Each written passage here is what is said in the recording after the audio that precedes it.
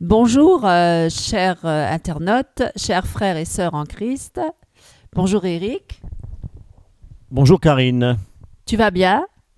toujours par la grâce de Dieu. Voilà.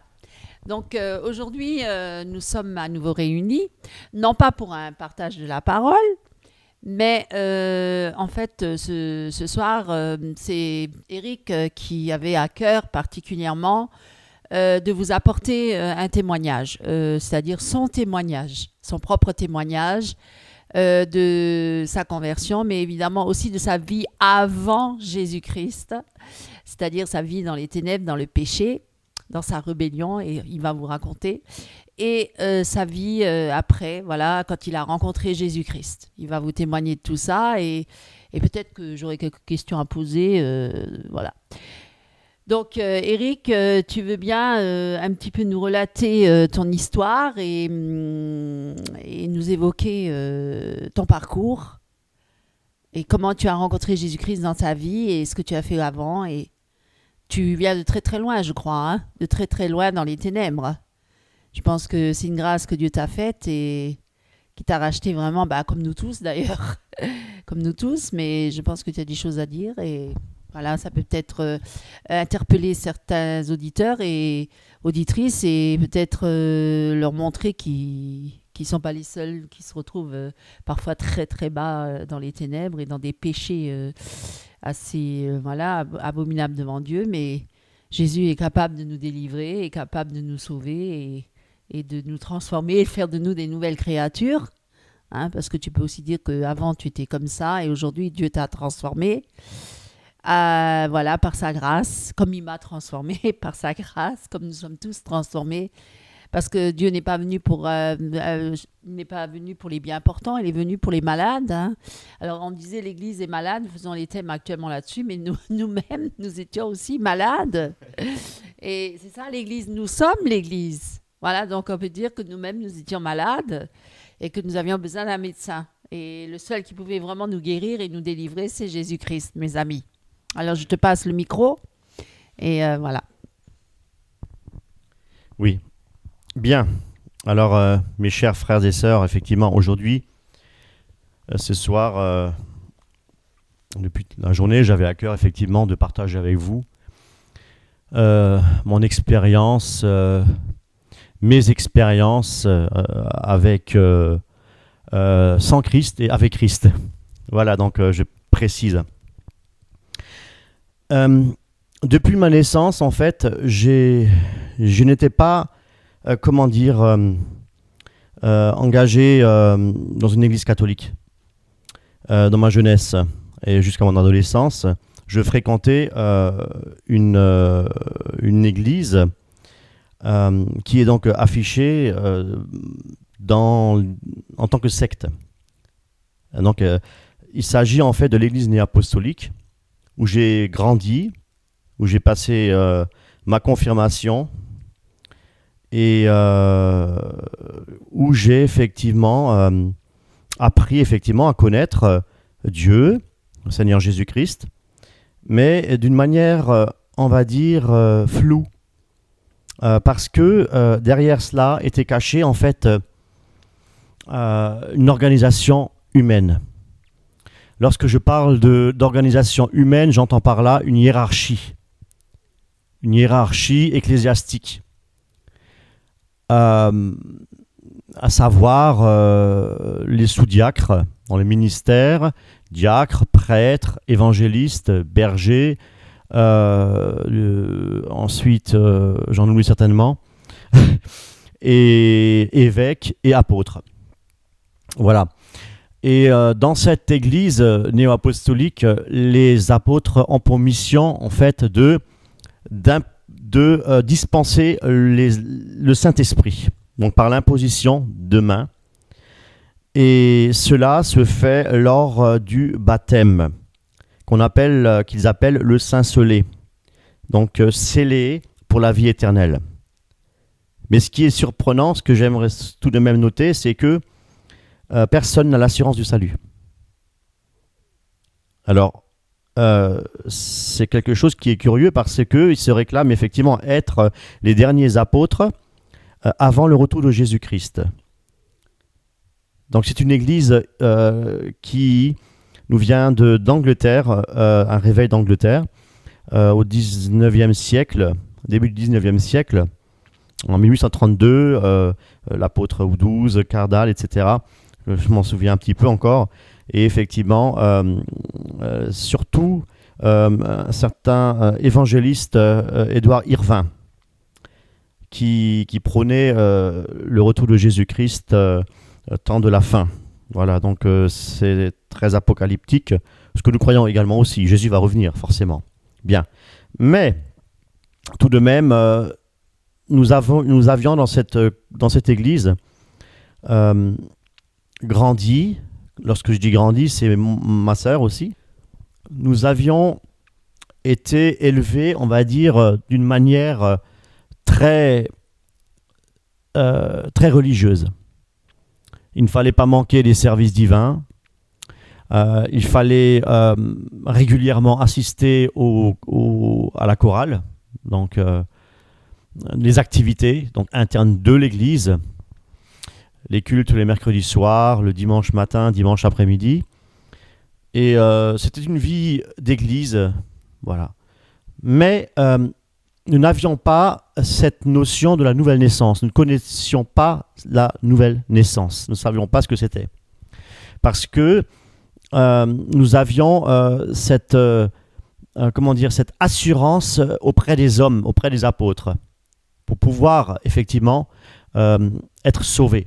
Mais personne n'avait cette assurance du salut. Comme je l'ai cité tout à l'heure, comme je l'ai expliqué tout à l'heure. Voilà un petit peu mon parcours au sein de cette église néo-apostolique. Oui.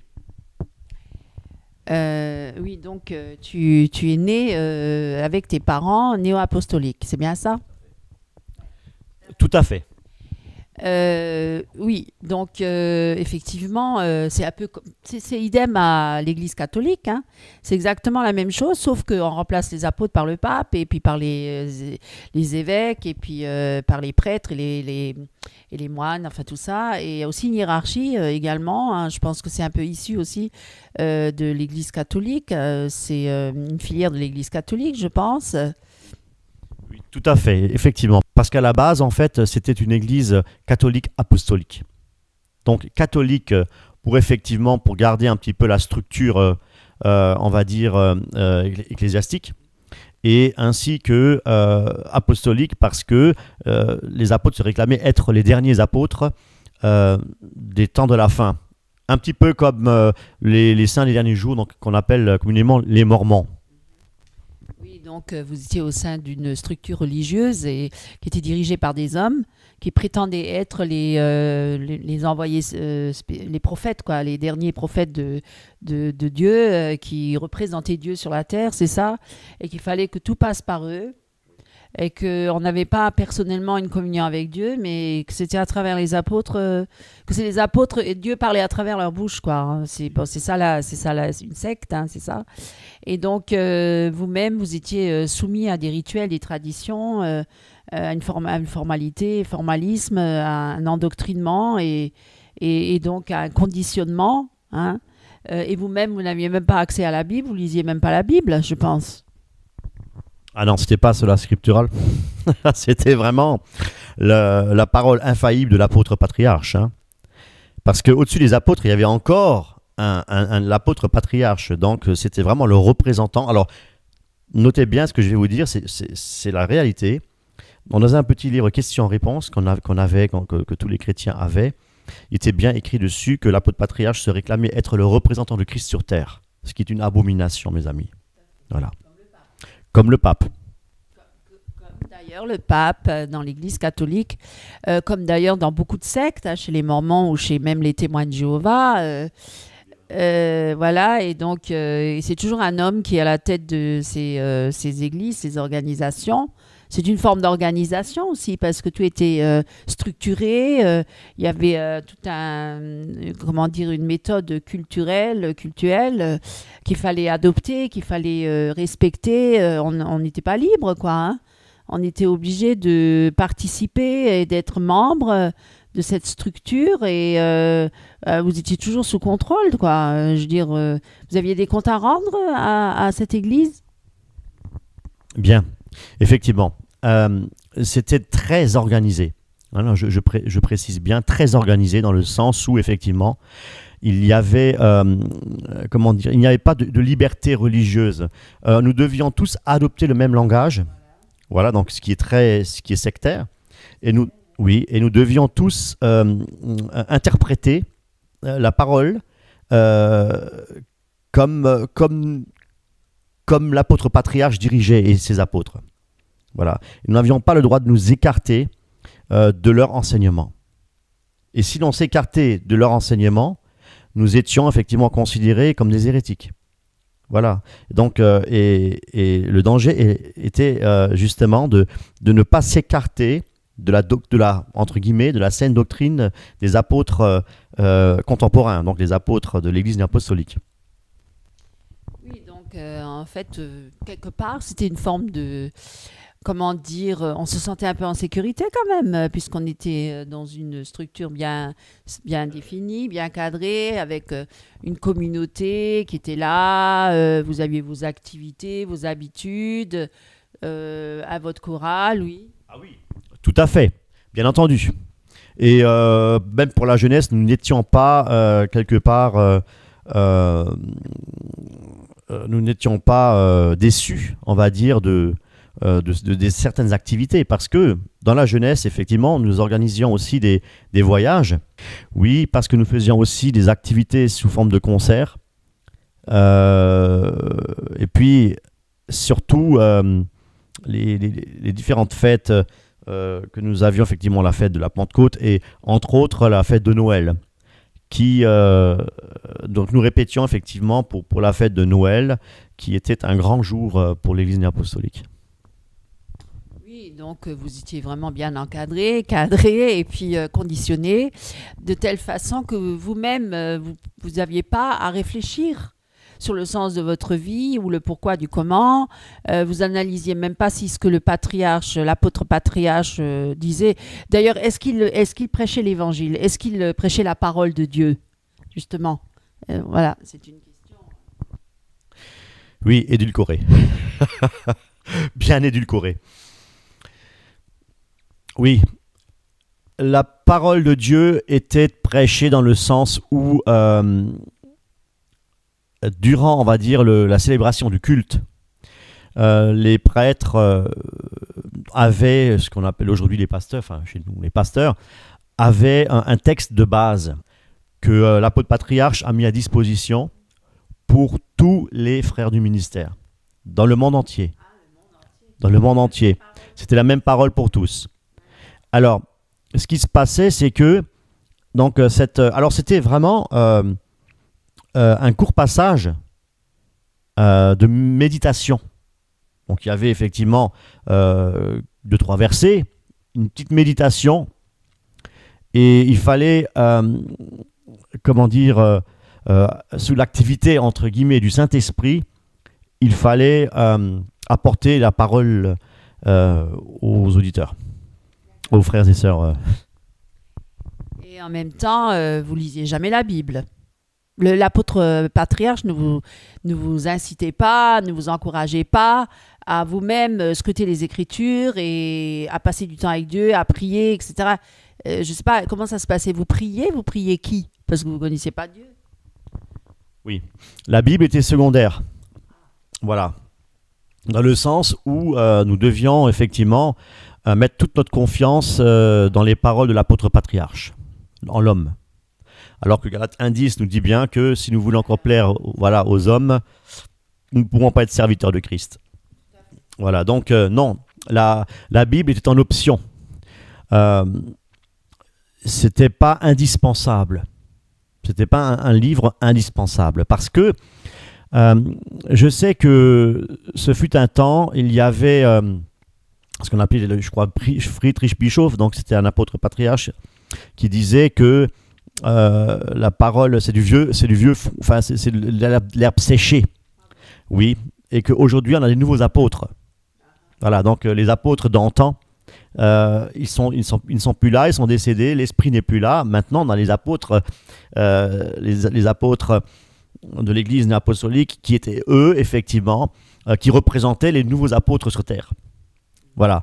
Donc, il fallait se fier effectivement à cet apostolat des temps de la fin.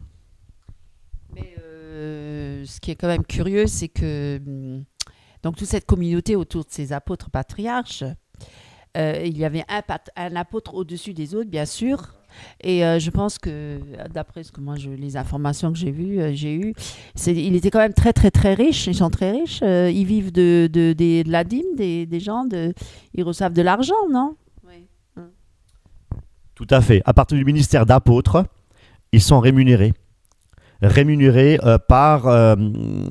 les frères et sœurs qui contribuent à l'œuvre de Dieu avec une dîme donc mensuelle ou hebdomadaire. Voilà. Ouais. Donc, ils vivaient très, très bien, aisément, très, très, très aisément. D'ailleurs, certaines églises néo-apostoliques ont quand même une structure très, très luxueuse. Hein, je veux dire, les églises sont grandes, et surtout dans les grandes villes. Hein. Et d'ailleurs, la première église naissante néo-apostolique, c'est en Amérique ou... Non, c'est l'Angleterre, tu avais dit, l'Angleterre, oui. Par ailleurs, ce que je voulais savoir, c'est... Oui, donc la jeunesse était bien occupée. Hein. Mais par contre, elle n'avait aucune notion de ce qui était le péché, tout ça. Vous n'étiez pas... vous aviez le droit de fumer, de pécher, il n'y avait aucun problème avec ça. Alors, ce qui se passait, c'est que effectivement, nous étions des chrétiens de surface. Hein, on peut parler de cette manière-là. Parce que, quelque part, on ne parlait pas trop de péché. On ne parlait pas du péché, mais on disait toujours rester attaché à la main de l'apôtre patriarche. Hein. Et même un chant, oui, tout à fait. Nous devions rester attachés à la main de l'apôtre patriarche, ne pas s'en écarter. Et c'est vrai que, tu disais, concernant le péché, nous étions, on va dire, quelque part des chrétiens sans l'être. C'est-à-dire que nous étions vraiment les chrétiens du dimanche, habillés en costard cravate. Nous étions obligés d'être munis d'un costume cravate les dimanches et les mercredis. Et nous étions, on va dire, quelque part membres d'une famille, hein, l'église apostolique. C'est-à-dire que nous avions effectivement, comment dire, le Seigneur nous aimait. Voilà, nous étions la race élue, parlant des 144 000. Voilà, donc c'est triste, c'est malheureux, mais quel orgueil, tout à fait. Oui, tout à fait. Et donc, oui, nous péchions. Je fumais, je buvais pas encore à cette époque-là, mais je fumais, je draguais les filles, hein, comme beaucoup le faisaient. Et on ne voyait pas, derrière tout cela, on ne voyait pas le mal. C'était quelque chose de normal. Les réunions de jeunesse, on y allait pour se divertir. Vraiment, c'était... Tout en disant qu'on aimait le Seigneur. Hein. On aimait le Seigneur, on priait Dieu, au nom de Jésus-Christ de Nazareth. Ah oui, tout à fait. Au nom de Jésus, nous prions le Père, notre Père céleste. Hein. Et oui, tout à fait. Quelle tromperie, hein. Quel aveuglement et quelle séduction, hein, parce que vous n'étiez pas né de nouveau, parce que finalement vous connaissiez même pas Dieu et Jésus-Christ alors dans toute cette histoire. Nous ne savions pas, la plupart ne savaient pas que Jésus-Christ existait déjà en forme de Dieu dès le commencement. Voilà, nous pensions effectivement que Jésus-Christ était né du ventre de la Marie. Et qu'avant, Jésus-Christ n'existait pas en forme de Dieu. Parce que nous ne connaissions pas les Écritures. Oui, tout à fait. Oui, vous étiez ignorant. Et manque de connaissances, le peuple périt. Enfin, de dire que de toute façon, c'était une secte, et c'est une secte, elle existe toujours. Il y a encore beaucoup de gens qui sont aveuglés et emprisonnés dans cette secte, dont d'ailleurs ta famille. Hein. Je pense qu'il y en a qui sont encore aujourd'hui dedans, dont ta sœur d'ailleurs. Et qui pensent être dans la vérité. C'est ça le pire, c'est que ces gens sont tellement bornés et aveuglés, ils ont vraiment le voile devant. Et il y a beaucoup d'occultisme, beaucoup de pratiques occultes dans cette secte. Oui, comme le culte des morts, tu vas m'en parler un petit peu. On évoque les morts, on fait le culte des morts, et tu peux peut-être m'en parler un peu plus en détail? Oui. Alors, une fois par an, nous avions, ou deux fois par an, je ne sais plus, nous avions un culte dédié aux défunts. C'est-à-dire que les hommes enfin, les frères du ministère, la veille, le samedi soir, se présentaient donc devant l'Éternel, donc à genoux, dans l'église néo-apostolique, et évoquaient les esprits des morts pour les inviter à venir assister au culte du lendemain et pour recevoir le Saint-Esprit et pour recevoir la communion, à savoir le repas du Seigneur.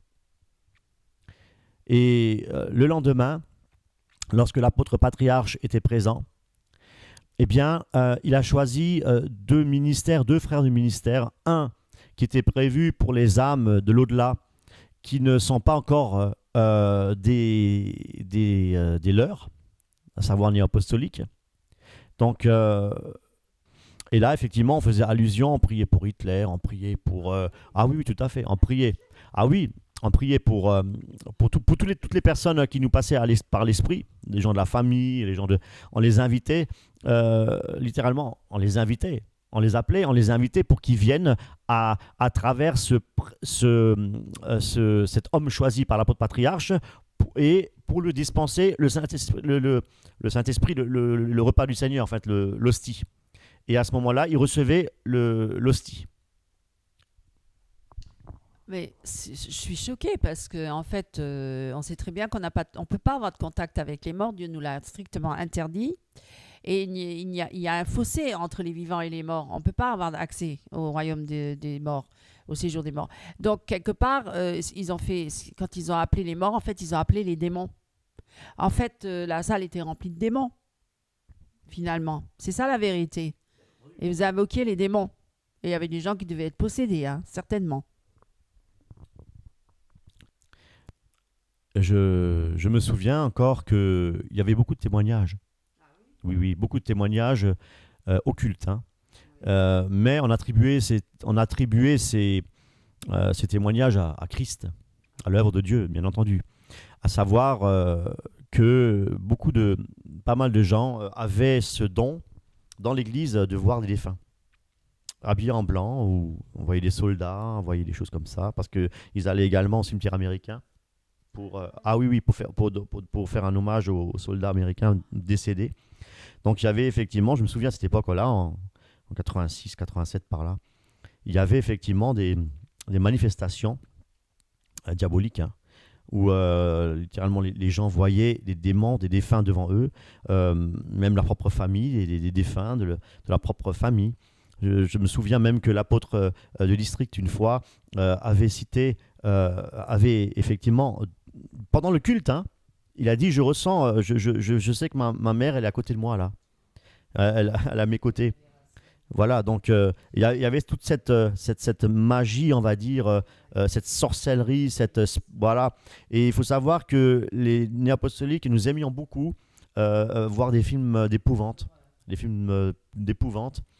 Et nous étions très engagés dans toutes ces choses. On aimait se faire peur, raconter des histoires, etc. Ouais. Je connais même une personne, bon, je ne citerai pas, je ne donne pas de nom, aucun nom, mais je me souviens même d'une personne qui avait perdu son père. C'est une réalité, ce que je vous dis là, c'est pas du mensonge, c'est de la réalité. C'est pas de la fiction, c'est une réalité. Et il était dans une église apostolique, je ne vous dirai pas laquelle, et en descendant les escaliers, il est allé aux toilettes, et quand il est rentré dans les toilettes, il a vu son père habillé en blanc.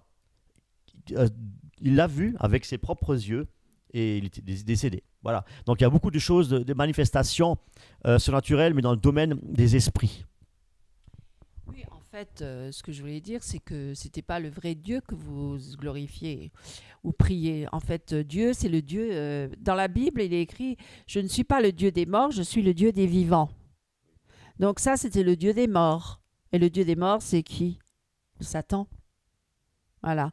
Donc, c'est vrai que vous ignorez totalement que c'était en fin de compte Satan qui était là et qui régnait et qui était déguisé en ange de lumière à travers cet apôtre patriarche et dont vous étiez tous soumis. Hein. et esclave. Et en même temps, il faut quand même reconnaître que tous ces rituels et toutes ces pratiques occultes ne vous a pas amené à être délivré de vos péchés et vous étiez toujours enlisé et embourbé et encore plus dans le péché parce que finalement ça vous a incité à pécher sans honte et sans culpabilité puisque pour vous c'était presque tout naturel de pécher. Vous n'aviez pas la culpabilité, vous n'aviez pas la condamnation sur vos péchés. Vous n'étiez pas conscient de cela. Non, absolument, parce qu'on n'en avait pas la notion du péché. Et ce qui se passe aussi, c'est que lorsqu'on péchait, et qu'on savait qu'on a péché, lorsque effectivement la conscience travaillait, nous disions toujours, je me souviens très bien de cela, vivement dimanche, que je puisse recevoir le pardon des péchés, parce que l'hostie, en fait, l'hostie consacrée, donc le repas du Seigneur, donc sous forme d'espèces de vin donc, et de pain, donc sous forme d'hostie, on recevait l'hostie pour le pardon des péchés de la semaine. Donc toutes les semaines, nous devions le dimanche attendre le dimanche pour être pardonnés. Donc c'est comme si Jésus-Christ en fait était crucifié tous les dimanches, quoi. C'est tout à fait. Et ce qui se passe, c'est que on se disait même la semaine, waouh, on est mardi par exemple, j'ai péché. Waouh, si maintenant Jésus revient, je ne serai pas avec. Je dois attendre dimanche pour être pardonné. Voilà. C'est-à-dire que nous n'avions pas, le pardon ne se faisait pas dans une communion directe avec le Seigneur. Nous n'étions pas là à dire, Seigneur mon Dieu, je reconnais mes fautes, je te demande pardon, Seigneur, donne-moi les forces, donne-moi, Seigneur, de ne plus recommencer, s'il te plaît, Seigneur. Non. Voilà, donc nous ne faisons pas ce genre de prière, mais nous disions simplement, j'attends dimanche, je serai pardonné. Voilà. Donc, c'est encore mettre sa confiance en l'homme, dans une tradition, voilà, dans un formatage. Ouais, tout à fait. En fait, c'est une religion, quoi. Vous deviez faire des œuvres pour vous racheter. Vous deviez faire beaucoup, beaucoup d'œuvres, non? Pour vous racheter. Donc, d'ailleurs, c'est là que tu as appris à jouer de la musique, hein, parce que vous étiez beaucoup, comme la plupart des sectes d'ailleurs, sont beaucoup dans les œuvres et aussi la musique, c'est très important. Faut faire des grandes chorales, des grandes louanges. Dans toutes les grandes sectes, on voit ça. Hein.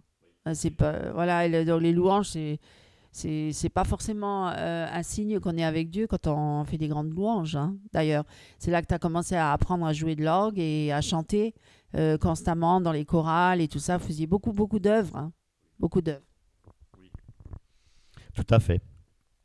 Et en parallèle, effectivement, j'étais dans la musique. Oui, j'ai pratiqué de l'orgue classique d'abord pendant une paire d'années. Et que mes parents, oui, tout à fait, dans l'église, voilà, tout à fait. Mais bon, après, je m'intéressais tout de même aussi. Et pianiste par la suite, voilà. Donc, voilà, pour brièvement maintenant, vous donner un aperçu dans l'église, dans la secte dans laquelle j'ai vécu pendant une paire d'années, où nous n'avions pas l'assurance du salut, où nous devions effectivement manifester des fruits à travers les œuvres. Plus je viens à l'église, et bien plus le Seigneur va me bénir. Ne pas manquer des cultes, ne pas avoir le... Alors à l'époque c'était encore bien pire, on n'avait pas le droit d'aller à la piscine, on n'avait pas le droit d'aller à un match de foot, on n'avait pas le droit de faire ci, il y avait des restrictions, des règles, nous devions strictes tout à fait. Voilà, bon après c'est vrai que tous ces endroits-là ils sont à éviter, voilà, pour un chrétien engagé. Oui, il faut dire que dans le sens là, c'était pas faux, la piscine, évidemment, il y a de la provocation de voir des personnes nues, à moitié nues. Mais c'est pas ça, mais vous pouviez pas, par vos propres forces, résister au péché. Parce que c'est ça, en fait, quand vous mettez des interdits, c'était comme une loi. Et en fait, la loi, elle mettait encore plus en évidence le péché. Parce que sous la grâce, ce n'est pas le péché qui est mis en évidence, c'est l'amour, c'est la grâce, c'est le pardon. Et en fait, là, c'était la loi. Vous étiez vraiment sous la loi et sous la malédiction de la loi. Hein? Donc, vous étiez vraiment, comme dit, ça vous poussait encore plus à pécher. Ça vous provoquait, en fin de compte. Vous étiez encore plus friand du péché. D'ailleurs, tu vas un petit peu en parler, que tu étais d'ailleurs tombé très, très bas dans le péché. très profondément dans le péché, dans tout ce qui était la porno. Hein. Tu étais très accro à la porno, je crois à la masturbation aussi. Oui. Par après, effectivement, en ayant quitté cette église, je m'étais rendu compte que en lisant la Bible, j'ai commencé un petit peu à lire la Bible et tout ça. Ouais. En fait, c'est à l'armée, c'était quand j'étais à l'armée que j'ai commencé à me poser des questions. Et le Seigneur, en fait, c'était déjà l'heure de Dieu, mais je n'arrivais pas quelque part à arrêter de pécher par mes propres forces. C'est ce que je voulais toujours, arrêter de pécher, je voulais être saint devant Dieu, etc. Mais c'est là que j'ai fait les pires bêtises, une période où effectivement, où j'étais adonné donc à toutes ces pratiques déjà occultes auparavant, mais aussi à toutes ces pratiques pornographiques, sexuelles, illicites. Hein. Donc voilà, donc j'étais vraiment là-dedans, et les films porno et tout ça. Et puis j'ai sombré dans l'alcool. Et j'étais vraiment très, très profondément ancré dans l'alcool. J'étais, je buvais régulièrement. Et voilà, donc j'étais chrétien de temps en temps, mais j'étais aussi, comment dire, parce que je n'arrivais pas à vaincre ces géants dans ma vie. Et donc j'étais tout le temps pressé, ma chair réclamait cette addiction de pornographie et d'alcool. En fait, tu étais devenu esclave, hein, esclave du péché, et tu n'arrivais pas à t'en sortir par toi-même. Et quelque part, tu étais déjà à la recherche de la vérité. Tu te posais des questions. Donc, tu remarquais que quand tu allais dans cette secte néo-apostolique, d'ailleurs où tes parents sont depuis toujours aussi avec toi, donc tu étais avec ta sœur, donc vous étiez de fervents serviteurs hein, dans l'église, puisque ton père aussi était diacre, hein, je suppose.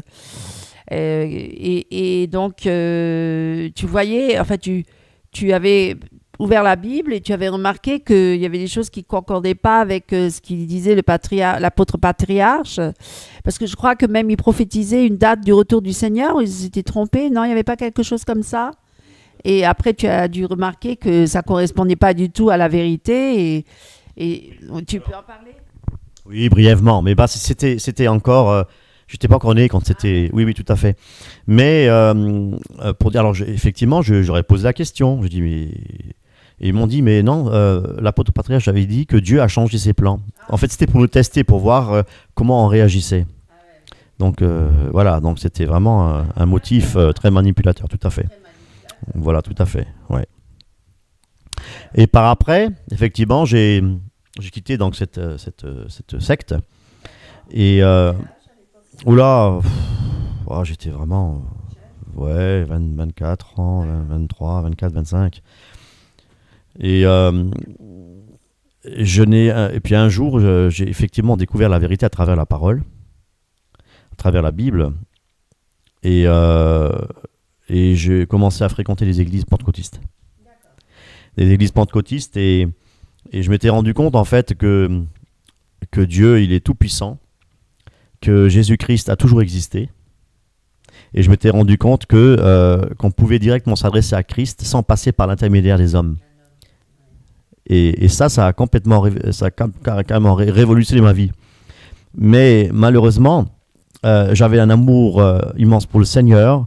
Je voulais crier partout, Jésus-Christ, il est vivant, Jésus-Christ guérit, etc. Mais en même temps, je n'arrivais pas à me séparer du péché. Il était toujours attaché à moi. Et c'était vraiment une vie en dents de scie. Et ça, pendant des années. J'ai lutté avec ça. Et c'était quelque chose vraiment qui était très pénible. Parce que je me sentais tout le temps coupable. Je me culpabilisais à chaque fois que je repêchais. C'était quelque chose d'horrible. Et je pense, mes amis, frères et sœurs, si vous étiez aussi peut-être passés par là, ou vous êtes peut-être encore dans ce stade-là, sachez que Dieu peut vraiment vous secourir. Le Seigneur peut vraiment vous délivrer de tout cela. Et il faut juste savoir que ce n'est pas par vos forces, c'est par vos propres forces que vous y arriverez. Vous devez lâcher prise. Vous devez carrément remettre votre vie à Jésus-Christ. Vous devez vraiment tout abandonner à Jésus-Christ. Et comme Paul le disait, ce n'est plus moi qui vis, c'est Christ qui vit en moi. pour que le Seigneur puisse faire son œuvre en vous, vous devez être mort à vous-même. Et je dois être mort à moi-même. Et tous les jours, je dois travailler encore pour être, non pas, oui, à mon salut. Alors, travailler à son salut, travailler, hein, il y a bien écrit de la parole de Dieu, travailler au salut de votre âme. Travailler à son salut, c'est travailler à mourir à soi. Tous les jours. Nous devons tous les jours dire non au péché. Tous les jours, nous devons, et puis toujours proclamer de notre bouche que nous sommes sauvés par grâce et que nous avons la vie éternelle, et, parce que Satan aussi est toujours là, l'accusateur, pour nous dire « Regarde ce que tu faisais, regarde ce que tu as fait, regarde, ta vie n'est pas en règle. » Eh bien, mes amis, si le Seigneur, il a bien dit que si nous venons à Christ, et puis si nous lui demandons pardon, non pas à des hommes, comme dans l'Église apostolique, il fallait, voilà, eh bien, Christ est fidèle et juste pour nous pardonner, parce que Dieu est bon. Mais c'est vrai que nous devons nous détacher de notre chair. Nous devons être conscients que nous sommes devenus une nouvelle créature et que Jésus-Christ habite en nous et que nous devons le laisser faire, nous devons le laisser travailler et avoir une communion avec le Seigneur. Mais Satan ne dort pas, malheureusement. Mais bon, après, tout à fait, mais c'est pas un jeu. C'est pas un jeu. Je pêche et puis je viens dire pardon Seigneur et après je recommence et ainsi de suite, comme tu as fait pendant des années, parce qu'en fait tu voulais être avec Christ mais en même temps tu n'arrivais pas et tu péchais constamment et après tu revenais toujours demander pardon mais après tu recommençais de plus belle. Voilà, et beaucoup de chutes. Et en fin de compte, une vie misérable, hein, une vie misérable. Parce que quelqu'un qui est soi-disant en Christ et qui pêche et qui retombe et qui à chaque fois se demande pardon et qui à chaque fois retombe et redemande pardon, ben c'est une vie misérable. Hein, parce qu'il est encore plus misérable que les gens du monde, que les païens. Et il n'a aucune joie et en même temps, il n'est pas vraiment avec Christ et il n'a pas de relation vraiment avec Dieu et il est toujours dans la culpabilité et puis en même temps, il n'avance pas, il ne progresse pas hein, et puis il ne connaît pas tous les bienfaits et tous les merveilles de Dieu. C'est ça qui est malheureux parce qu'il est vraiment à un stade, même pas de bébé spirituel, il est toujours entre deux chaises, un pied dans le monde, un pied dans le péché, un pied dans la lumière, mais il n'est pas du tout dans la lumière parce qu'en fait Dieu le dit, ou on est dans les ténèbres ou on est dans la lumière, on ne peut pas être entre les deux. Donc quelque part, et puis forcément on a un ennemi, il est là et il en profite un maximum pour nous cribler, hein, nous piéger de tous les côtés. Et d'ailleurs, la condition d'un homme qui rechute est bien pire que celle d'avant, hein, puisque tu tombais de plus en plus bas, de plus en plus bas, de plus en plus bas, jusqu'à un extrême hein, où tu étais vraiment au plus bas, quoi. Tu peux nous en parler un petit peu ? Oui, on appelle ça un burn-out, effectivement, où j'ai dû faire un choix parce que la musique m'a conduit à pécher bien davantage. Ouais, la musique, en fait, lorsque je dis la musique, c'est-à-dire que je pratiquais donc le jazz.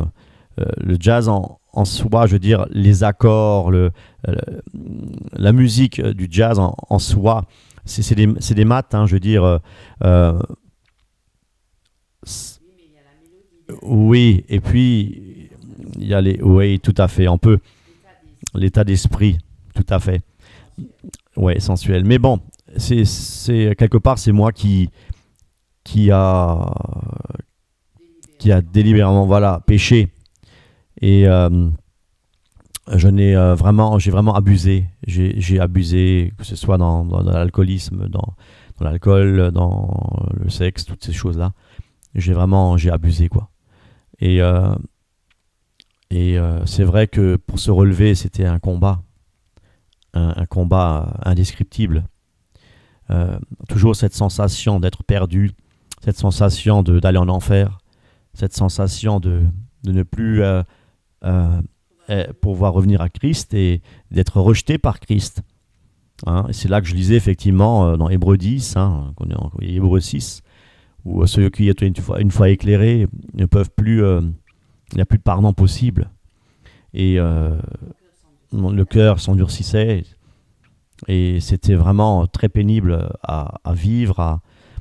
Un jour, j'étais avec le Seigneur et un jour, j'étais au plus bas, en dents de scie, vraiment. Et j'avais aucune force, j'avais pas cette motivation même, quelque part, de ne plus pécher. Je commence à aimer le péché. Et je voulais m'en séparer, mais je l'aimais. Donc j'ai dû faire un choix. Voilà. Et ouais. Et puis finalement, tu pensais que pour toi c'était fini, tu n'arriverais jamais à t'en sortir, quoi. Et quelque part, tu étais désespéré. Et en même temps, comme tu dis, tu aimais le péché. Et puis, tu voulais changer de vie, mais par toi-même, tu n'y arrivais pas. Et Dieu a permis, quelque part, qu'ils te mettent sur ton chemin quelques chrétiens qui t'aidaient, qui te soutenaient, qui priaient pour toi, qui étaient là autour, mais tu retombais à chaque fois. Et qu'est-ce qui t'a fait changer d'un coup? Mon cœur était vrai, je veux dire, avec les chrétiens. Euh, J'aimais la présence des frères et des sœurs, mais j'étais quand même un hypocrite, un gros hypocrite, parce que dès que je tournais le dos, je faisais des bêtises. Je faisais que des conneries, que des bêtises. Voilà. Et malheureusement, euh, j'étais effectivement décidé à... Je m'étais décidé à, à vraiment marcher avec le Seigneur. Et c'était quelque chose qui était... comment dire, c'était pas par ma propre volonté, c'était un appel. C'était un appel, c'est-à-dire que c'est comme si je devais le faire et que je n'avais plus de... comment je pourrais dire? C'est comme si d'issue, comme si c'était encore une dernière chance, quoi. Et c'est là effectivement que j'ai accepté de me soumettre, oui, d'abdiquer aussi, oui, une rébellion, tout à fait, mais de me soumettre totalement à mon roi, à mon Seigneur et Sauveur Jésus-Christ, et de lui dire, Seigneur, ma vie t'appartient et je veux vraiment marcher dans la vérité, dans la sainteté. Voilà. Mais ce que je veux dire, c'est que tu étais tombé tellement, tellement bas dans le péché que... Et ta rébellion était quand même très grande. Et ta nature aussi était quand même profondément ancrée dans le péché. Tu avais touché quand même à des domaines qui étaient allés très loin. Dans le sexe aussi, tout ça. Et tu avais pratiqué des choses assez abominables. On ne va pas rentrer dans les détails. Mais je veux dire qu'il y a quand même, si tu dis que tu étais dans une telle détresse, et aujourd'hui on peut dire, c'est aussi, tu étais là quand même, tu cherchais le secours parmi les hommes dans les églises. Hein. Tu cherchais le secours, tu allais d'église en église, dans les églises évangéliques, baptistes, pentecôtistes, tu cherchais quelque part le secours. Et heureusement, je veux dire, je vais juste faire une parenthèse, qu'il y a eu quelques hommes, j'allais dire, qui aimaient le Seigneur, et des femmes qui aimaient le Seigneur, qui priaient pour toi. Et c'est peut-être ça qui t'a permis de revenir, d'être sauvé, finalement, parce que tu étais déjà tellement bas, tellement profondément ancré dans le péché. Tu avais d'ailleurs des problèmes de santé, tu avais même des problèmes de cœur, hein, je crois. Tu avais peur de faire une crise cardiaque, je crois. Oui, la tension artérielle, etc. Oui. Et effectivement, moi, je suis vraiment reconnaissant à toutes les personnes, frères, sœurs et ministres du Seigneur qui ont prié pour moi. Et aussi un grand... reconnaissant aussi auprès de mon épouse qui était d'un grand soutien aussi à mes côtés parce que c'était quelque chose de très pénible pour elle et pour moi. Voilà. Oui, parce qu'en fait, ta vie était un fiasco, quoi. C'était fini, quoi. C'était un échec total à tous les niveaux. Tu avais d'ailleurs beaucoup de problèmes financiers aussi. Tu avais réalisé que tu étais perdu et que tu n'avais plus aucun recours à... D'ailleurs, à un moment donné, tu réalisais que même les hommes ne pouvaient plus t'aider. Et quelque part, voilà, y a quand même quelques chrétiens vraiment engagés avec Dieu qui étaient là, qui t'entouraient, qui priaient, dont, comme tu dis, ton épouse, dont moi, qui Dieu m'inspirait aussi pour toi, pour te soutenir et tout ça. Et Dieu m'a donné la force parce que j'ai quand même... Pardon. J'ai eu beaucoup de combats aussi. Ça a été très difficile, mais Dieu était là. Dieu voulait vraiment nous soutenir tous les deux pour nous sortir de toute cette misère, hein, ce bourbier où Satan voulait même nous tirer vers le bas. Mais Dieu a été plus fort et Dieu a été victorieux. Dieu est vainqueur grâce à Dieu. Et je sais pas, tu veux encore ajouter quelque chose? Ce que je veux ajouter, c'est que rien n'est impossible à Dieu. Vraiment, rien n'est impossible à Dieu, pourvu que nous laissons le Seigneur agir dans notre vie. Et je le répète encore, par nos propres forces, nous n'y arriverons pas. Parce que l'œuvre de l'homme, l'œuvre humaine, n'a aucun prix devant Dieu. Ce qui a du prix devant Dieu, mes amis, c'est la repentance. Ce qui a du prix devant Dieu pour qu'il nous donne la nouvelle naissance, la conversion.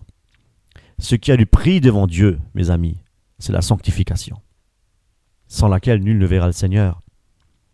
Nous sommes le temple du Saint-Esprit. Nous devons tous les jours. Vous savez, si on a des combats, des luttes avec des péchés quelconques, je n'ai encore, on en a tous. Nous sommes encore dans cette chair, cette maudite chair.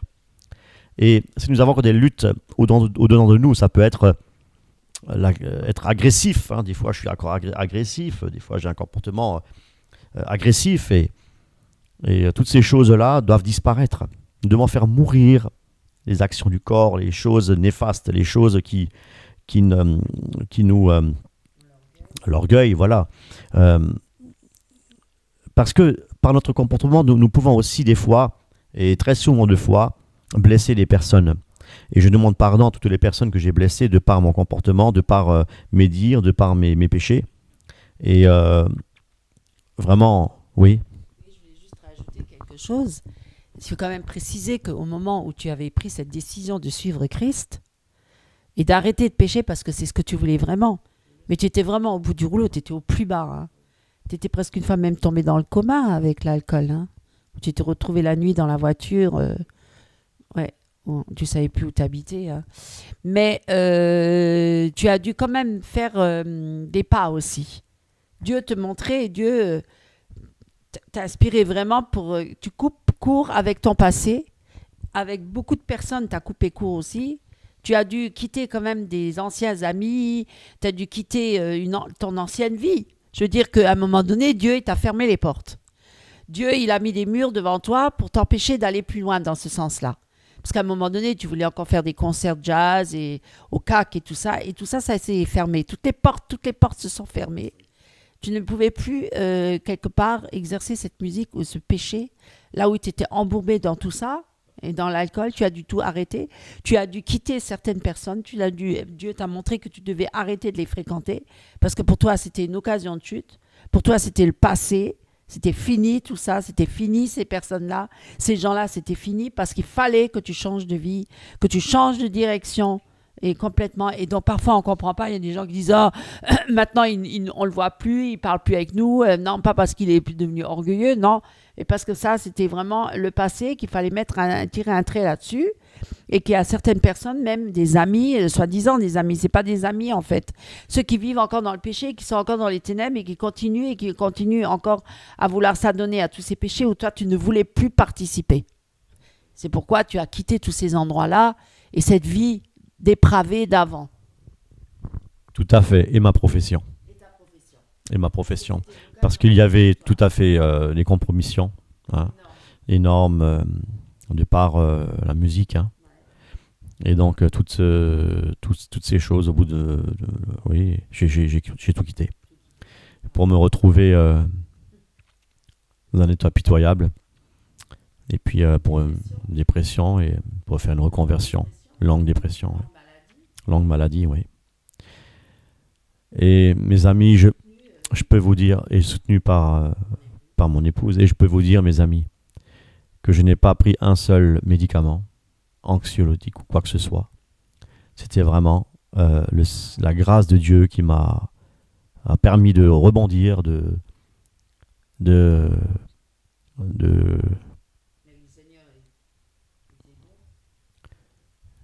est bon, mes amis. Et croyez-moi que si vous étiez aussi au plus bas, vous êtes peut-être passé par des difficultés, peut-être pas comme les miennes, Mais vous savez que si on s'abandonne complètement à Jésus-Christ, eh bien, Dieu peut vous restaurer d'une manière tout à fait surnaturelle. Et je l'ai vécu. Aussi, de par mon épouse, qui m'a soutenu énormément et qui a eu vraiment, ouais, qui a même aussi renoncé à sa vie et qui a eu de la compassion pour moi. Hein. Elle a fait l'œuvre de Christ. Elle a vraiment fait l'œuvre de Dieu. C'est se donner quelque part sans attendre un retour. C'est se donner gratuitement. Et des problèmes, tu en as eu en retour, malheureusement. Oui, beaucoup.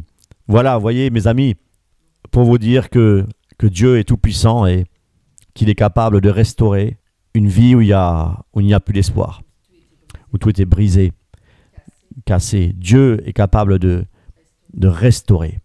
Vraiment, mes amis. Parce que quand nous lisons les proverbes, les psaumes de David, nous voyons effectivement une souffrance de par ses péchés aussi, eh bien, nous pouvons comprendre, il faut vraiment passer par là pour comprendre les choses.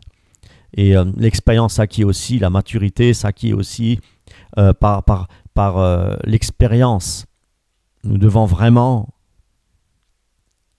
quelque part, accepter ces épreuves. Mais ces épreuves, c'est pour la sanctification.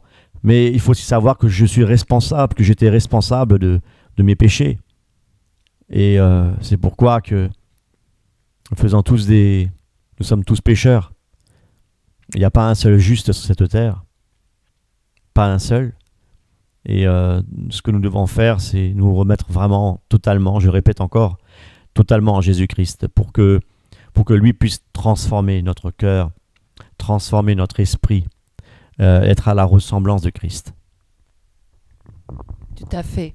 Et Dieu t'a soutenu et t'a aidé à te reconvertir dans un autre métier pour pouvoir changer de vie, changer de lieu, d'endroit, changer de tout à tout et vivre tous les jours dépendant de Christ.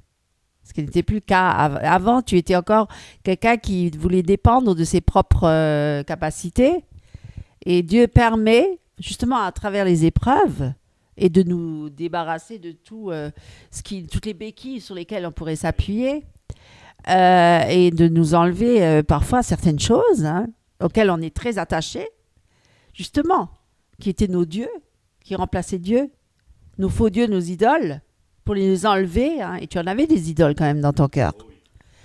Voilà. Et beaucoup de jeunes, d'ailleurs, ou de moins jeunes, ça n'est pas une question d'âge, des idoles dans le cœur, ça veut dire tout ce qui remplace Dieu et dont on fait un Dieu, et qui est prioritaire par rapport à Dieu, qui prend trop de place. Et toi, tu en avais des addictions, je veux dire, des dieux, des faux dieux qui prenaient beaucoup de place. Et d'ailleurs, où tu as encore des luttes aujourd'hui. Et, enfin, maintenant, je pense de moins en moins. Mais c'est vrai que Dieu est un Dieu jaloux. C'est vrai que là où il t'a sorti du bourbier, il t'a délivré, il t'a sorti du plus bas des ténèbres parce que tu étais vraiment perdu, très très profondément perdu. Peut-être déjà presque un pied dans l'enfer. Et donc, c'était pas pour être après encore faire à sa tête. En fait, si Dieu il nous rachète, c'est pas pour qu'on continue encore à vivre selon notre propre volonté, mais maintenant, tu es venu dans le camp de Dieu et finalement, Dieu il t'a racheté, il t'a sauvé et maintenant tu lui appartiens et tu n'es plus à toi-même. Donc, tu ne peux plus faire ce que tu veux. Dieu te montre qu'il y a des choses auxquelles tu dois renoncer, même dans la musique, par exemple. Et parce que ça pourrait servir Satan et pas pour la bonne cause. Mais ce serait encore pour te perdre. Donc Dieu, parfois, enlève des choses, non pas pour nous faire du mal, mais au contraire pour nous faire du bien. Tout à fait. Et mes amis, si nous avions effectivement, pour parler de cela, si nous avions effectivement réalisé des vidéos concernant les musiques dans l'église, les musulmans dans l'église, je vous le dis, c'est en connaissance de cause. Je connais je suis musicien. J'ai pratiqué beaucoup le jazz dans les concerts. J'étais un concertiste, je jouais un peu à droite à gauche.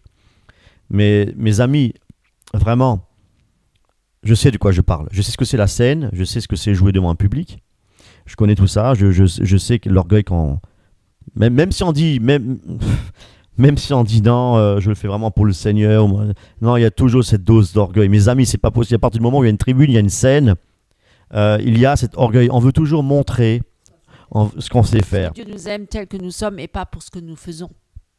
Parce que c'est pas pour les œuvres, les œuvres, montrer ce qu'on sait faire. Dieu nous sauve pour nous-mêmes parce qu'il nous aime, il est mort sur la croix pour nous et pas pour les œuvres qu'on aurait fait. Aussi belles soient-elles, elles sont toujours entachées par le péché. Parce qu'il y a toujours cette nature charnelle derrière et cet orgueil, comme tu dis, de vouloir s'élever en tant que créature. Et tu as bien raison de le dire, beaucoup dans les églises, dont les chantres et les chantresses et les musiciens ont une tendance à chercher leur propre gloire au lieu de chercher la gloire de Dieu, même en utilisant le nom de Jésus. Mais il ne faut pas être dupe, mes amis, il faut ouvrir les yeux, c'est la vérité, quelque part. Et c'est vrai, c'est la chair qui se met en avant. Et c'est la chair qui veut être glorifiée. Et non pas, on utilise le nom de Jésus-Christ, mais ce n'est pas Jésus qu'on glorifie, c'est sa propre chair, c'est son moi, on se prend pour un Dieu, quoi.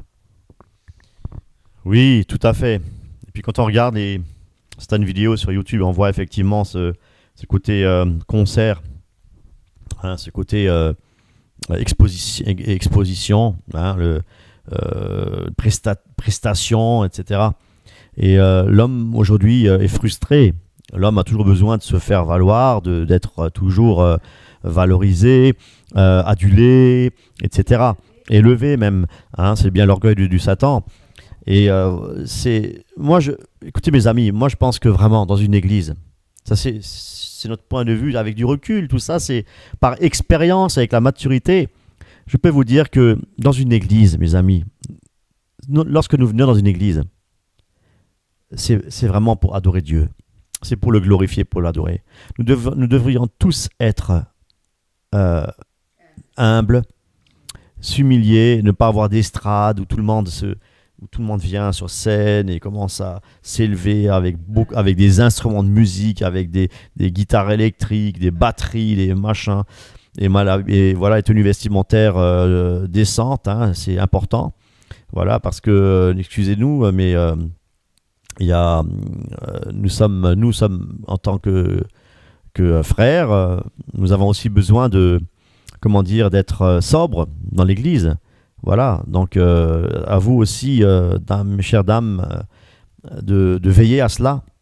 Hein, on ne doit pas venir de manière provocante, mais la parole nous le dit bien clairement que nous devons venir d'une manière tout à fait décente pour ne pas donner occasion aux hommes de chuter. C'est biblique ce que je dis, hein. C'est écrit dans la Bible, je ne suis pas là pour vous faire une leçon de morale ou quoi que ce soit. Ce que je vous dis, c'est biblique, c'est scripturaire. Et je crois que si nous venons à l'église, non pas pour montrer de nouveaux chants, pour montrer ceci, pour dire voilà, regardez, écoutez ce que j'ai composé, écoutez ceci, je vous ai préparé ça, etc. Non, lorsque nous venons à l'église, mes amis, c'est pour louer le Seigneur, pour adorer Dieu, pour lire sa parole, nous exhorter mutuellement. Il n'y a pas une classe spéciale d'élite, parce que c'est monsieur le pasteur, c'est madame la pasteur, et ainsi de suite. Non, nous sommes tous devant le Seigneur, frères et sœurs. Et il n'y a personne qui doit avoir l'autorité dans l'Église. Je vous dis bien, personne ne doit avoir une autorité dans l'Église.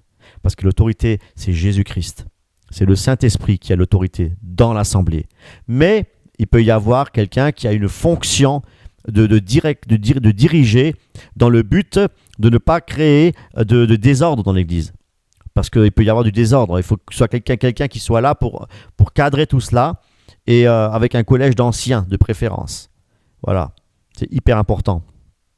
Et que tout se fasse avec bienséance, avec ordre dans l'Église. Que ce soit dans la musique, dans la prédication, que ce soit dans l'exhortation, etc.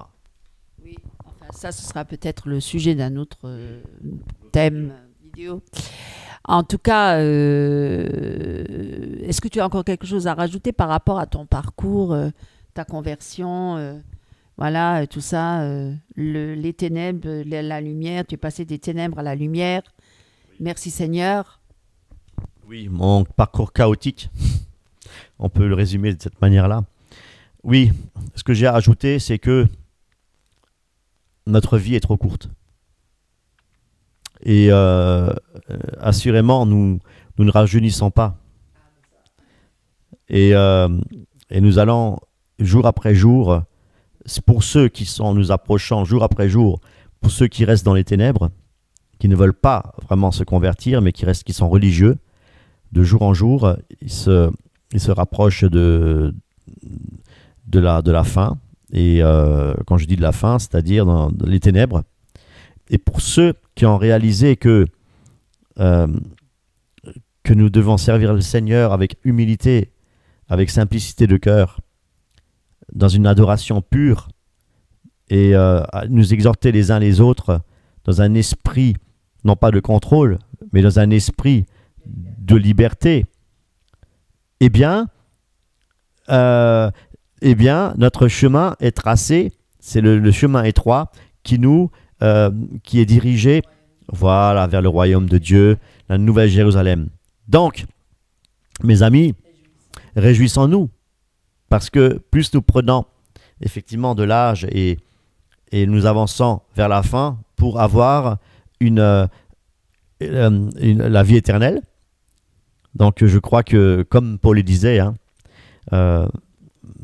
voilà, j'achève ma course, voilà, pour persévérer, voilà, pour être vraiment hériter la couronne de vie et être auprès du Seigneur. Et c'est ce que je dis aujourd'hui, que le Seigneur nous garde, nous préserve de toute chute dans les temps de la fin, et surtout les hérésies, que le Seigneur nous donne le discernement des esprits, parce que il se passe des choses dans ce monde, des choses, même spirituellement parlant, qui peuvent nous bluffer.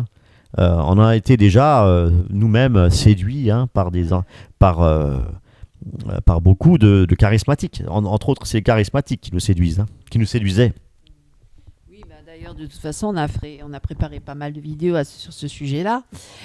Non pas pour condamner ou juger, alors on va quand même le dire, on n'est pas là pour détruire les personnes, ces apôtres ou ces faux prophètes ou ces faux chrétiens, ou anciennement, ils avaient peut-être rencontré Dieu dans leur vie, Jésus-Christ. Mais ils se sont égarés eux-mêmes et ils ont été séduits et ils séduisent eux-mêmes. Égarés eux-mêmes et égarant les autres. C'est ça le problème. Le problème, c'est qu'eux, ils sont encore persuadés d'être dans la vérité et ils entraînent toute une multitude de gens après eux. C'est ça qui amène l'apostasie. Et donc, on n'est pas là pour les condamner ou les juger, même ceux qu'on a nommés ouvertement, publiquement. Et on n'est pas là pour les juger. Non, non, au contraire, on prie. On prie pour qu'ils reviennent à la repentance et qu'ils reviennent à Jésus-Christ. Pour ceux qui ont chuté ou qui se sont égarés ou rétrogradés, avant qu'il ne soit trop tard. Voilà, donc vraiment, je te remercie pour ce témoignage, Éric. Il a été vraiment très édifiant et encourageant de montrer que même au plus bas, Dieu peut repêcher un homme ou une femme qui est tombé très, très, très, très bas, dans toutes sortes de péchés. Et Dieu est capable de relever cette personne, de la restaurer, de la guérir. Merci Éric pour ce témoignage, très encourageant, très vraiment édifiant. Et j'espère qu'à travers ce témoignage, mes amis, vous serez vous-même touchés et pouvez comprendre que Dieu est vraiment amour. Il est mort sur la croix pour nos péchés par amour. C'est surtout par amour. Tu as réalisé maintenant l'amour de Dieu pour toi. Et que finalement, ce n'est que du bonheur avec le Seigneur, malgré les épreuves. C'est quand même une joie de savoir que Dieu nous fait des promesses merveilleuses, d'hériter la vie éternelle avec lui et d'être éternellement dans sa présence, dans la nouvelle Jérusalem. Donc notre patrie n'est pas de ce monde, mais notre patrie, elle est céleste. C'est pourquoi renoncer aux choses de la terre, c'est même pas grave. Comme disait Paul, nous devons regarder comme de la boue. Mais ce que j'aimerais encore effectivement ajouter, c'est que je crois que nous ne sommes pas suffisamment conscients de de ce que le Seigneur nous réserve. Parce il est bien écrit dans la parole de Dieu que ce que nul œil n'a jamais vu, ce que nulle oreille n'a jamais entendu, il réserve pour ceux qui l'aiment. Mais je crois vraiment que si nous savions réellement le bonheur, la merveille, la nouvelle Jérusalem, ce qui nous attend, je crois qu'on serait à genoux du matin au soir, en train de glorifier Dieu. Que le Seigneur nous aide et à l'adorer davantage, à l'aimer et à nous rapprocher de lui, non pas des êtres humains, mais nous rapprocher de lui pour pouvoir aimer notre prochain, comme Christ a aimé l'Église, avec l'épouse aussi, que le Seigneur nous aime, nous aide à nous réconcilier s'il n'y a pas de réconciliation, que le Seigneur nous aide à pardonner s'il n'y a pas de pardon, que le Seigneur nous aide à vraiment changer notre cœur si notre cœur nous condamne. Que Dieu vraiment, si nous prions, vous savez mes amis, en parole de Dieu, il est dit, celui qui demande quelque chose en mon nom, il sera accordé. Si c'est la volonté de Dieu, il faut toujours lire les choses dans son contexte. Quelle est la volonté de Dieu lorsque nous prions quelque chose pour que ce soit accordé? Eh bien, c'est pas compliqué. C'est quelque chose qui est de sa volonté. Et c'est quoi la volonté de Dieu? C'est d'obéir à Dieu et de garder ses commandements. Et pour garder ses commandements, la parole de Dieu nous dit qu'ils ne sont pas pénibles. Ça veut dire que s'ils ne sont pas pénibles, que c'est possible avec l'aide de Dieu, par la puissance du Saint-Esprit. Et ce qui plaît à Dieu, c'est que nous lui demandons de changer notre caractère. Ça, il va l'exaucer. Parce que c'est dans sa volonté que le Seigneur nous enlève notre hypocrisie, dans l'état de notre cœur. C'est du cœur que viennent les mauvaises pensées. C'est du cœur que viennent les adultères. C'est du cœur que vient l'hypocrisie, la dureté du cœur. Que le Seigneur nous donne un cœur de chair. Parce que nous avons un cœur de pierre. Vous voyez, mes amis, ce sont ces prières, mes amis, qui plaisent au Seigneur. Et croyez-moi que si nous prions dans ce sens-là, le Seigneur va nous façonner à son image. Toujours penser, nous sommes un vase d'argile. Nous sommes frêles, nous sommes fragiles. Et ce que le Seigneur veut, c'est nous façonner. Des fois, ça fait mal. Parce que c'est quand on demande de nous façonner, de dire, voilà Seigneur, tu vois, j'ai ce souci-là, j'ai ce problème-là. Eh bien, c'est après, pour nous tailler, il va nous mettre dans une situation où nous devons justement, nous sommes tentés. Seigneur, pour celui par exemple qui fume et qui désire arrêter, et il va prier le Seigneur. Dieu va l'aider. Il y a aussi la part de l'homme. Si l'homme veut arrêter de fumer, ou quel que soit le péché, mes amis, l'homme est responsable. L'homme aussi a une part de refuser ce péché dans sa vie. Mais le Seigneur l'aidera. Mais c'est quand on le prie, le Seigneur, c'est que, vous savez, les épreuves, c'est ça, c'est qu'à ce moment-là, les tentations, c'est là qu'il va être tenté pour voir vraiment où va son cœur, pour voir si, effectivement, si ce qu'il a dit, il va le tenir. Mais Dieu sera là à ses côtés, Dieu l'aide. Donc le Seigneur nous aide dans notre faiblesse. Mais nous devons, effectivement, toujours garder les portes fermées. Garder les portes fermées, c'est-à-dire ne pas pécher, justement. Parce que si on accepte le péché dans notre vie, Satan a aussi un pouvoir dans votre vie. Et à ce moment-là, c'est ce que je vivais. C'est que quand une porte est ouverte, moi c'était l'alcool. Lorsqu'une porte est ouverte, eh bien le Seigneur, Satan n'hésitera pas à nous tenter. C'est Satan qui nous tente. Jésus-Christ ne tente personne, c'est écrit dans la parole. Mais c'est Satan qui va nous provoquer, parce qu'il sait à ce moment-là que nous avons ouvert une porte et que nous sommes faibles, et qu'il va en profiter pour nous faire encore plus tomber, pour que nous soyons, pour nous culpabiliser par après. Et c'est là qu'effectivement on se retrouve dans une situation pénible où on se dit, mais Seigneur, on n'arrive même plus la force de prier, de revenir à lui, et Satan continue à bien nous provoquer, etc. Donc laissons les portes fermées et restons toujours à l'écoute de ce que la parole de Dieu veut nous enseigner. La Bible Et laissons-nous conduire par l'Esprit Saint, que nous puissions filtrer nos pensées. Dire au Seigneur notre Dieu, tu vois, je ramène toute pensée captive à l'obéissance à Jésus-Christ. Pour accomplir tes desseins. Et non pas pour accomplir les désirs de ma chair. Voilà, mes amis, nous devons réaliser que nous avons besoin de la grâce de Dieu. La grâce de Dieu, il ne faut pas non plus avoir un prétexte et se dire, bon, parce que nous sommes graciés, nous pouvons continuer à pécher. Non, c'est absolument faux. Nous devons cette grâce la considérer comme un cadeau du Seigneur pour nous dire, Seigneur mon Dieu, je suis vraiment reconnaissant que tu as donné ta vie pour moi sur la croix. Tu es mort sur la croix, tu as versé ton propre sang. Et je ne veux pas, Seigneur, par mes péchés encore te déshonorer et te blesser. Donne-moi, Seigneur, de te rester fidèle. Voilà les prières qui sont vraiment agréées par l'Éternel. Et peut-être pour conclure, voilà, je voulais juste dire que ce qui est le plus important, c'est ce que Dieu voudrait bien, c'est qu'en retour, on l'aime aussi. Parce que bon, il est mort sur la croix pour nos péchés par amour. Il nous a fait cette grâce de nous pardonner tous nos péchés, de les effacer. Mais ce qu'il aimerait bien en retour maintenant, c'est que nous soyons reconnaissants, bien sûr, mais que nous l'aimions aussi.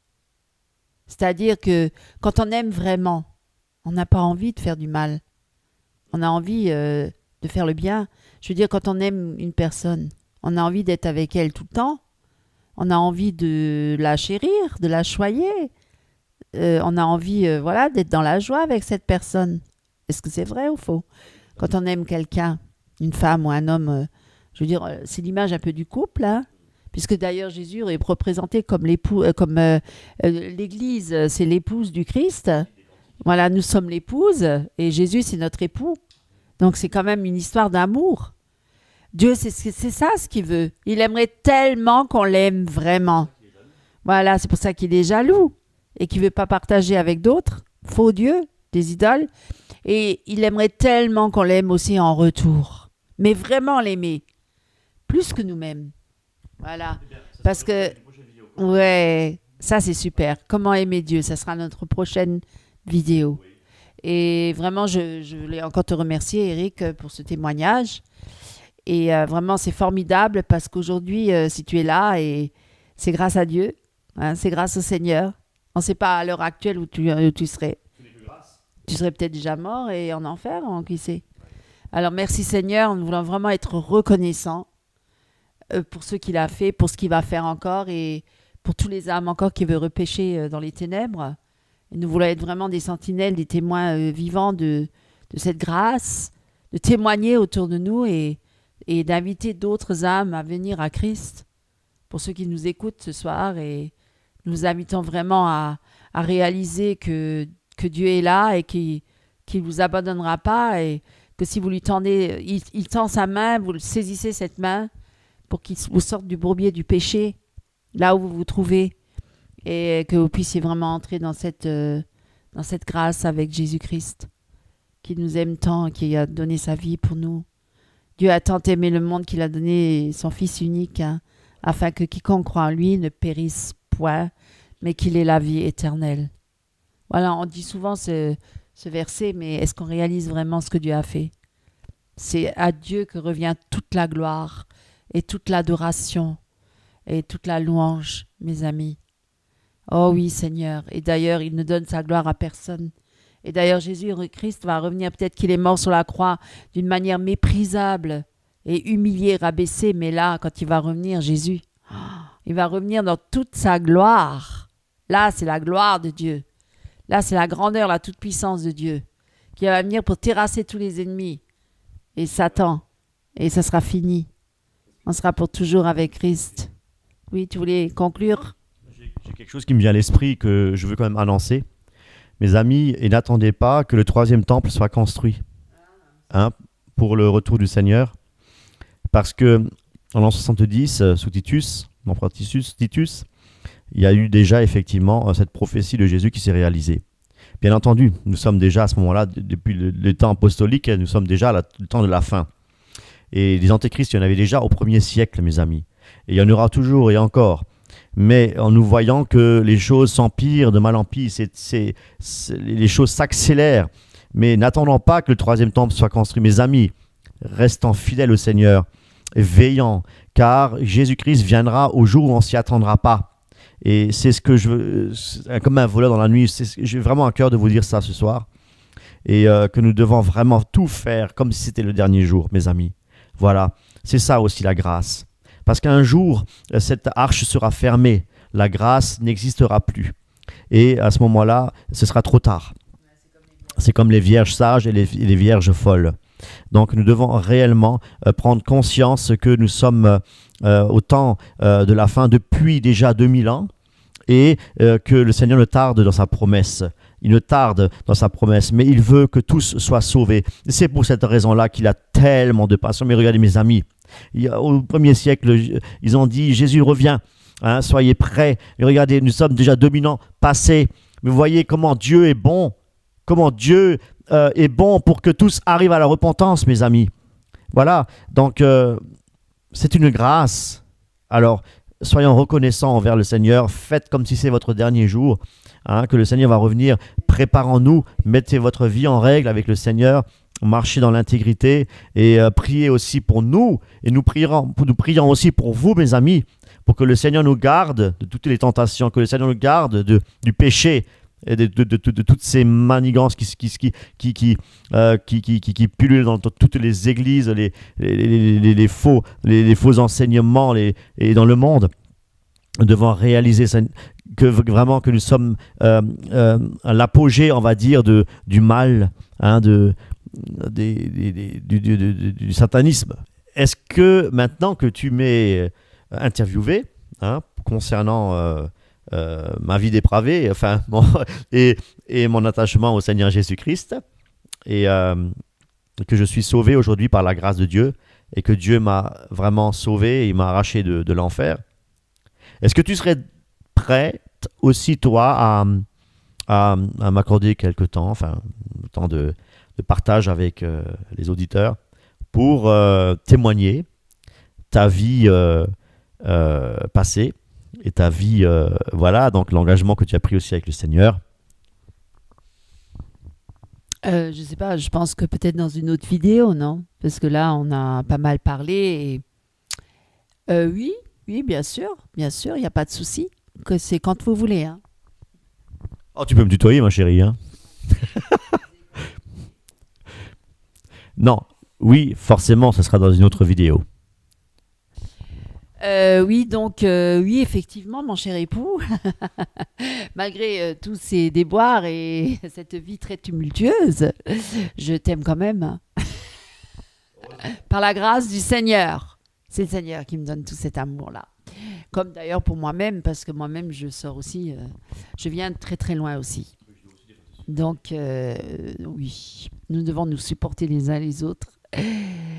Alors, merci Eric pour ce merveilleux témoignage et vraiment très, très édifiant et qui a sans doute, et j'espère, touché pas mal d'auditeurs et pour leur dire aussi que Dieu est grand et tout-puissant et que rien n'est impossible à Dieu.